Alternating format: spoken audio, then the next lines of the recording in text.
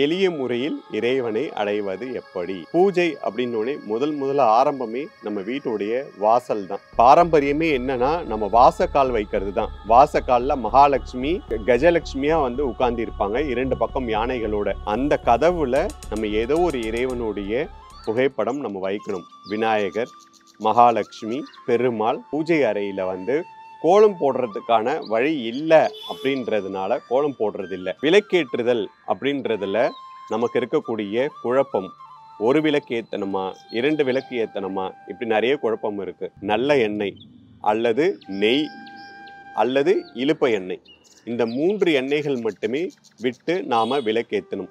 ஒரு வீட்டில் வந்து விளக்கேற்றி பூஜை செய்துட்டீங்க அப்படின்னா அந்த இடத்துல தேவதைகள் வந்துட்டதா ஐதீகம். முதல்ல நம்ம வந்து முழுமுதல் தெய்வமான விநாயகர் பெருமான நாம எப்பவுமே நினைக்கணும். ஏன்னா நம்ம முதல்ல வணங்க வேண்டியதே நம்மளுடைய குலதெய்வம் தான். குலதெய்வத்தை மிஞ்சிய தெய்வம் எதுவுமே இல்லை அப்படின்னு சொல்லுவாங்க. ஓம் குருப்யோ நமக. இன்னைக்கு நாம பூஜை முறைகள் பார்க்க போறோம். இன்னைக்கு இருக்கிற நிறைய பேர் வந்து பூஜைகள் செய்கிறாங்க, ஆனால் யாருமே அதை சரியாக செய்யறதில்ல. சரியாக செய்யறதுக்கு நிறைய பேருக்கு தெரியறதில்ல. நிறைய பேர் சொல்கிறத கேட்டு குழம்பி போய் இருக்காங்க. ஆகவே தான் இந்த நிகழ்ச்சி வாயிலாக உங்களுக்கு எளிய முறையில் இறைவனை அடைவது எப்படி அதான் நம்ம பார்க்க போகிறோம். பூஜை அப்படின்னோடனே முதல்ல ஆரம்பமே நம்ம வீட்டுடைய வாசல் தான். பொதுவாக கிராமப்புறங்களில் நம்ம என்ன பண்ணுவோம், சாணம் தெளித்து கோலம் போடுவோம். சில பேர் சாணத்தோட மஞ்சள் கரைச்சி தெளித்து கோலம் போடுவாங்க. ஊர் பக்கம் இருக்கிறவங்க கண்டிப்பாக இதை செய்யலாம், செய்யறதுக்கான வாய்ப்பு இருக்கும். ஆனால் சிட்டி சைடு இருக்கிற நிறைய பேருக்கு இதற்கான வாய்ப்பு குறைவாக இருக்கும். அப்போ என்ன பண்ணுறது? நீங்கள் மஞ்சள் கலந்த நீரை நீங்கள் வந்து உங்கள் வீட்டு வாசலில் தெளித்து நீங்கள் கோலம் போடலாம். அதே மாதிரியே வாசப்படியில் இன்னைக்கு வந்து நாம் வந்து 2 பக்கமும் மஞ்சள் தடவி குங்குமம் வைக்கிறது வந்து நம்மளுடைய பாரம்பரிய வழக்கம். அதையும் நிறைய பேர் செய்யறதில்லை, அதை செய்யணும்.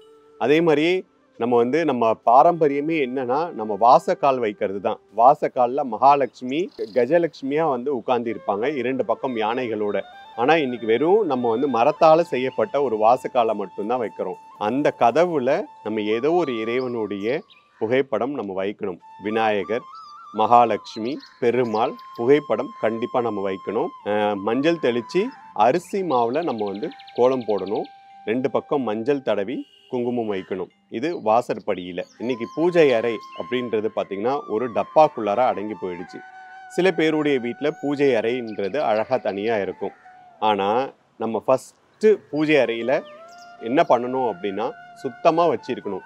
சின்ன அறையாக இருந்தாலும் சரி, பெரிய அறையாக இருந்தாலும் சரி, அதை நாம் சுத்தமாக வச்சிருக்கணும். அதே மாதிரி நிறைய பேர் பூஜை அறையில் வந்து கோலம் போடுறதுக்கான வழி இல்லை அப்படின்றதுனால கோலம் போடுறது இல்லை. அது டப்பாவாக இருந்தாலும் அதன் உள்ளார ஒரு சிறிய அளவிலான ஒரு அரிசி மாவில் நம்ம கோலம் இடணும். அதுக்கப்புறம் தான் வந்து நம்ம விளக்கேற்றும் முறைக்கு வரணும். விளக்கேற்றுதல் அப்படின்றதுல நமக்கு இருக்கக்கூடிய குழப்பம், ஒரு விளக்கு ஏற்றணுமா, 2 விளக்கு ஏற்றணுமா, இப்படி நிறைய குழப்பம் இருக்குது. இதுக்கு தான் நான் எப்போவுமே எல்லாருக்குமே சொல்கிறது, அவங்களுடைய பாரம்பரிய முறைகளை வந்து தெரிஞ்சு வச்சுக்கணும். நம்ம கொள்ளு பாட்டி நம்ம அம்மா கிட்ட நம்ம கேட்டு தெரிஞ்சு வச்சுக்கணும். அப்படி தெரிஞ்சு வச்சுக்கிட்டா மற்றவங்க நிறைய பேர் நிறைய விஷயங்கள் சொல்லும்போது நம்ம குழம்ப மாட்டோம். அப்போ ஒரு வீட்டில் வந்து ஒற்றைப்படி வரிசையில் எல்லாமே செய்வாங்க, ஒரு வீட்டில் வந்து இரட்டை படையில் வந்து எல்லா விஷயங்களும் செய்வாங்க. அந்த மாதிரி செய்கிறவங்க ஒற்றை வரிசை அப்படின்னும் போது ஒரு விளக்கு ஏற்றி வழிபடலாம். இரட்டை வரிசையில் அந்த பாரம்பரியத்தை கடைபிடிக்கிறவங்க அப்படின்றவங்க இரட்டை விளக்கு ஏற்றி வழிபடலாம். அந்த விளக்கை எப்படி ஏற்றணும்? நிறைய பேருக்கு அதில் ஒரு குழப்பம் இருக்குது. ஏலக்காய், கிராம்பு, அப்புறம் வந்து காசு போட்டு விளக்கேற்றணும் அப்படின்றாங்க. அப்படிலாம் கிடையவே கிடையாது. ஒன்று நல்ல எண்ணெய் அல்லது நெய் அல்லது இலுப்ப எண்ணெய், இந்த 3 எண்ணெய்கள் மட்டுமே விட்டு நாம் விளக்கேற்றணும். விளக்குக்கென்று இன்று நிறைய வந்து எண்ணெய்கள் வந்திருக்கு, அதை போட்டு நம்ம விளக்கேற்றக்கூடாது. நெய், இலுப்பு எண்ணெய், நல்லெண்ணெய் விட்டு தான் விளக்கேற்றணும். திரி போடுறது நிறைய பேருக்கு அதில் ஒரு குழப்பம். ஒரு திரி போடுறோமா, 2 திரி போடணுமா? எல்லாருக்கும் ஒரே நெறிமுறை தான்.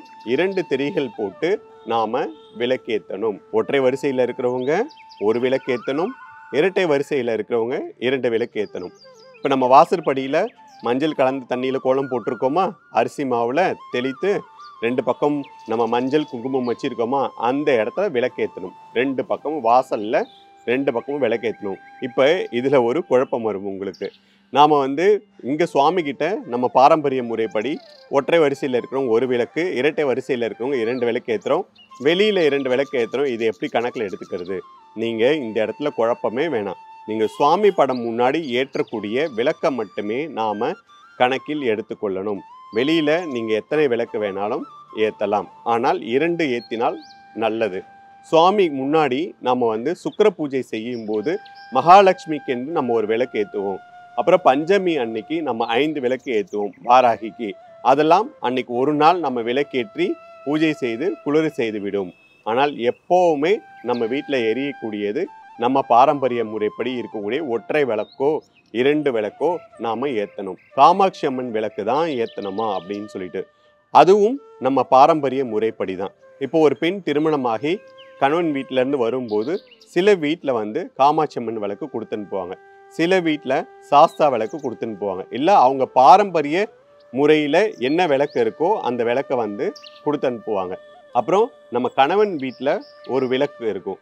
இந்த 2 விளக்கையும் சேர்த்து நாம் ஏற்றணும். ஆகவே இந்த விளக்கு சம்பந்தமான குழப்பம் கண்டிப்பாக உங்களுக்கு தெளிவு கிடைச்சிருக்கும். அதே மாதிரி பூஜை அப்படின்னு வரும்போது எல்லாருமே சொல்கிற விஷயம் என்னென்னா, சாம்பிராணி போட்டு தூப தீபம் போட்டு படையல் போட்டு பூஜை செய்தால்தான் பூஜை அப்படின்னு நினைக்கிறாங்க. அப்படி கிடையாது. நான் எல்லா மக்களுக்கும் சொல்லக்கூடிய ஒரே ஒரு விஷயம், எளிய முறையில் இறைவனை அடைவது எப்படி. ஒரு வீட்டில் வந்து விளக்கேற்றி பூஜை செய்துட்டீங்க அப்படின்னா அந்த இடத்துல தேவதைகள் வந்துட்டதா ஐதீகம். ஒரு நாளைக்கு ஒரு முறையாவது நாம் விளக்கேற்றணும். அப்படி ஏற்றி நம்ம வழிபடும் போது நமக்கு நிறைய நன்மைகள் கிடைக்கும். இன்னைக்கு வந்து நம்மளால ஸ்லோகம் சொல்ல முடியாது, நம்மளால வந்து பாராயணங்கள் பண்ண முடியாது.